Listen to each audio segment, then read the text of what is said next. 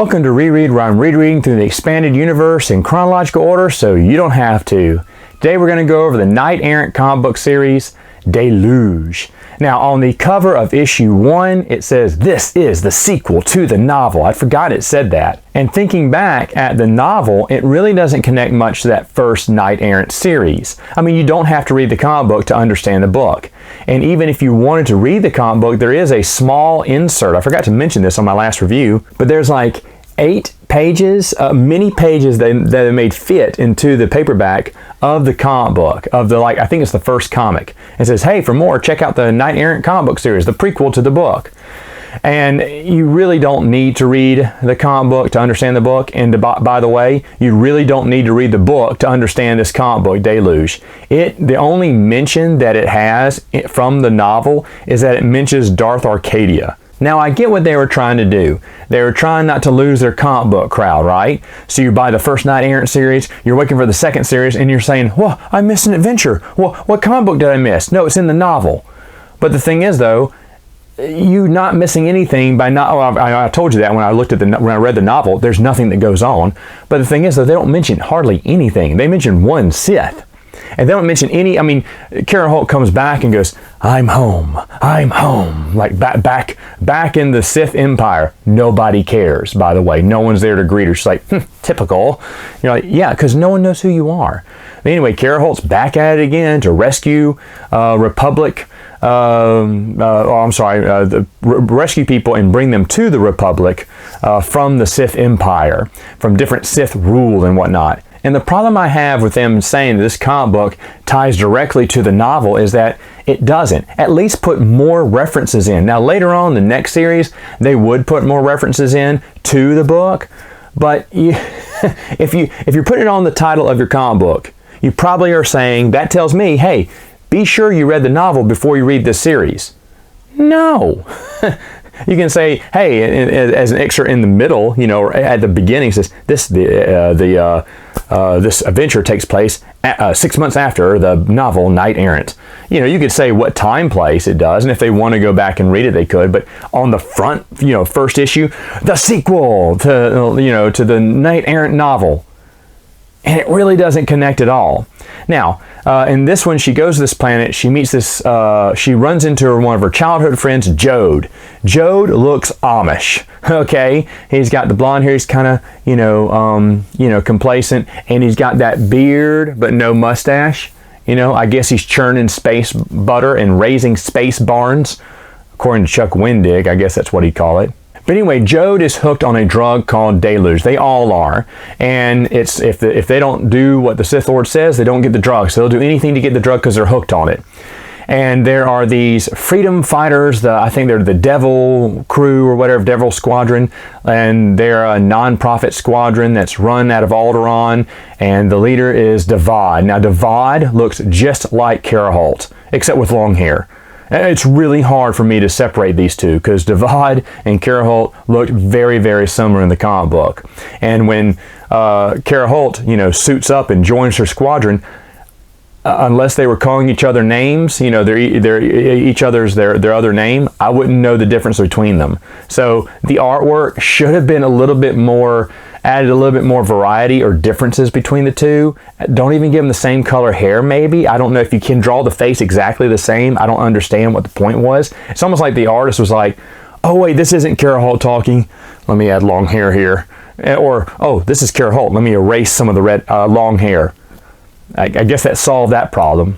Anyway, there is a Hutt trying to get in on the Sith Empire, trying to get cut in his own territory called Zodo. Zodo's kind of neat. He likes to get his hands dirty. He says this. He's in a fighter. There's a Hutt fighter ship, and he's in it. And that's really cool. When was the last time we saw a Hutt in a fighter as a fighter pilot? He also carries a jetpack with him with a little bit of armor so he can kind of fly around, which is nice. He's more maneuverable that way. And then he is, he's fighting too. He's got an axe. He'll fight Kara Holt for like all 2 seconds at the end of this. But he is the big crime boss who's trying to edge in on the Sith. He's telling the Sith leaders, hey, watch out. I'm the new big baddie in town. And he's all right. He's interesting. He is different as Hutts go. But his big deal, his big weapon, is he has some kind of ship that can control the weather on a planet. So what he does, he makes it rain. He makes it rain so much it floods the planet, thereby killing everyone. That's unique. Haven't seen that before, have we? Now, not that I'm saying that's bad, but it is kind of odd, you know. That's his big plan, is if you don't bow down to him and surrender your planet, he'll flood you out. You'll drown then. And I think that's one of the things. You will drown. We will make them drown, or whatever. Okay, doesn't sound that menacing to me, but... Oh, I should mention also with the artist, Lord Damien is in this, and there are sometimes both his eyes are blue. Now remember, it's been well established in the first comic book and in the novel that he has one eye blue, one eye red. That kind of makes him offset, it makes him unique. But in this one, the very first issue, he's surprised for a minute and both his eyes are blue. So went, oh, coloring mistake. Well, then later on in like the last 2 issues, I think, or the last issue for sure, he's so mad, both of his eyes turn red. Sometimes they're one red, one blue, but then sometimes they're both blue or sometimes they're both red. When he's mad, they're both red or orange or whatever. I'm like, wait a minute, what? Is that something is that a trait of his now? Because we were told exclusively in the, I want to say it's the comic book and in the book. The comic book always had him. Whether he was mad or, you know, happy or whatnot, he had one blue and one orange, you know. And then in the book, it says that's what made him unique. And I mean, there's even, I think it's in the next comic book, he was born with one of each eye, and, you know, that was so unique and whatever. He had that unique look. Well, in this comic book, they draw him with the same set of eyes several times. And I don't know if that was just an artist's mistake or it was his intention, or he didn't really care and he was just collecting a paycheck. Probably the latter. Anyway, it turns out that Devad is really a former slave of Zobo, and she's just trying to get revenge on him. She is also the one who is actually smuggling Deluge onto the planets into Sith space, which Kara Holt finds out. Kara Holt, because I mean, she's so nice, she's so calm, she's such a great Jedi. She gets mad, like she has a what's it called, a freak out or whatever, and uses the Force and just kind of shoots everything, moves everything around her because she gets really mad and frustrated, like a Jedi would. And she tips over or opens one of the crates early and finds out there's drugs in it. And then she comes up and just Force throws the drugs at her, and then Force slams her up against the, ship. She's mad, but it's a righteous anger because it's about a drug dealer and whatnot. And Devad kind of smooths things over. He goes, well, you don't understand. We're trying to get back at Zobo, and we don't want him to, I don't know. She has her own little excuse, but it's just your classic revenge story on her. But Kara Holt was like, wait a minute, as they're trying to paint her as this perfect Jedi and trying to, encourage others to help out, she has a little freak out, she has a little moment where she has to go into a room and scream in the Force or whatever. I don't know, that just doesn't jive. But anyway, Zavad's whole team gets captured, her whole squadron gets captured, and then killed by Zobo. Devad and Kara Holt go after him. Kara Holt gets captured, gets freed, fights, Zobo with a lightsaber. He's got a vibro axe, and they're fighting for like all of 1.5 pages, I think, until Zavad blows open the spaceship, the dome inside the spaceship, blows it open out into space, sucking everyone out into space and killing everyone. But Kara, it's okay. She said, Kara, as Kara's getting sucked out into space too, she went, hold your breath, girl, and she flips her fighter upside down, opens the cockpit door, and Kara shoots up as she's getting sucked up. She falls into the cockpit, and she closes the cockpit and they fly off. What? So for some reason in the vacuum of space, they thought it would be believable, someone getting sucked out, someone would just open up their cockpit, because I guess maybe she had a suit on, maybe, they didn't show it, but she just tells Kara to hold her breath as she flies across out into space. I don't know. I guess, maybe, but that was just kind of hard. That's that moment where it kind of stretches that believability a little bit. And I'd forgotten about this scene, so I wanted to mention that.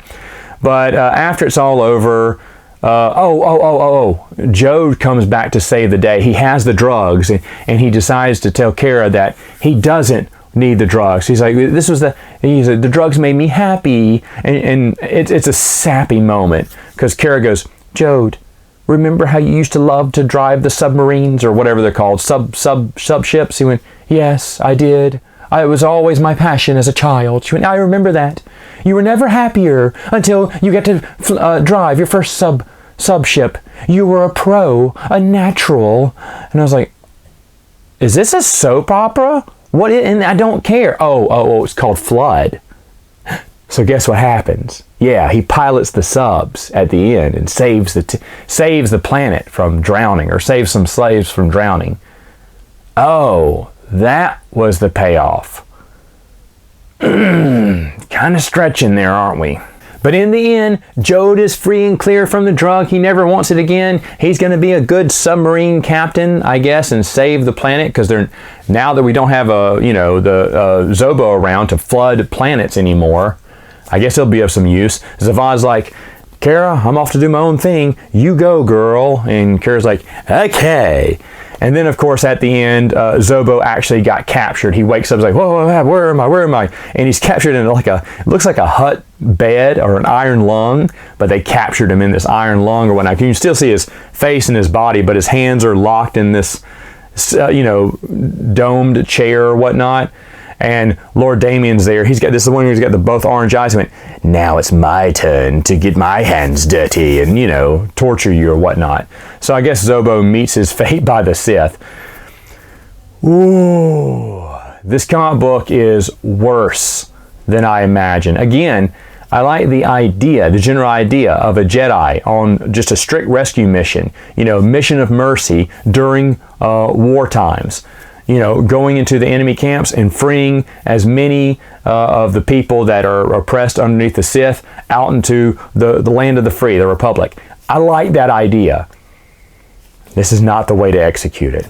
But you know what? What was the third comic series like? Well, I'll talk about it next time.